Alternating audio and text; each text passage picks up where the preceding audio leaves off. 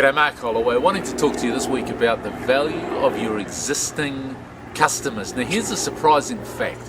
When we talk to businesses, and it doesn't really matter what kind of business, it can be midwives, or it can be people selling brand new homes, or it can be people selling electronic appliances. Here's an incredible thing. Just about all of them say that in terms of repeat business or existing customers, or whatever you like to call it, if they project forward and say to themselves, what percentage of the business I'm going to get in the next 12 months is likely to come from people who have already bought from me? The incredible thing is, across those totally different sorts of businesses, that all of them say somewhere between 60 and 80%.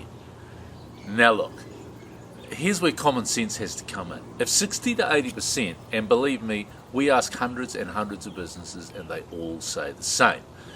If 60 to 80% of your sales in the next year are going to come from people you've already dealt with, then that throws a whole different light on advertising, doesn't it?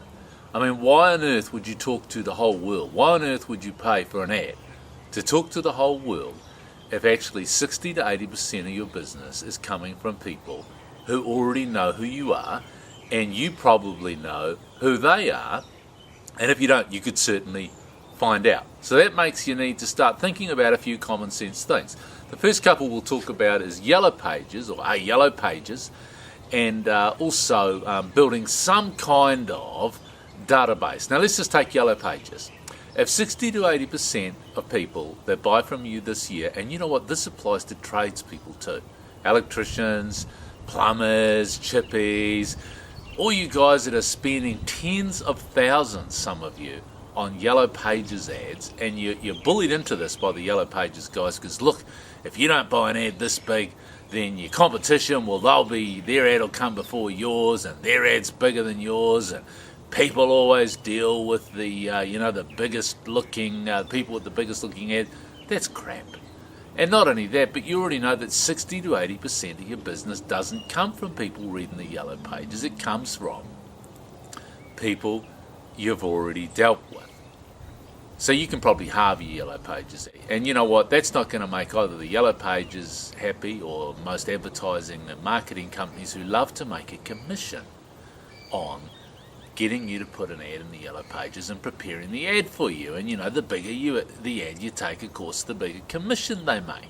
So this sort of common sense thing tends to keep people in my line of business, in marketing and advertising, a bit more honest, and God knows we can do with a bit of honesty in our industry. Honesty and common sense, guys, it will help. Help all those small to medium businesses out there who are struggling and trying to make a buck, trying to make a profit during this recession. Now, secondly, a database.